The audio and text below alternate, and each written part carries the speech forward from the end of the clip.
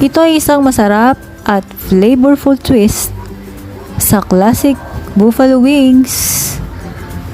So, ang mga wings na ito ay coated with mouth-watering glaze made with dalawang ingredients, soy sauce and garlic na napakasimple lang. Ang glaze na ito ay hindi naman masyadong matamis, tama lang yung lasa kaya ang sarap. So, kapag ang tender and juicy na chicken but crispy outside ay kinoat nyo ng glaze na ito, mas lalong magiging masarap. Kaya tara, samahan nyo akong gumawa ng soy garlic glaze chicken buffalo wings.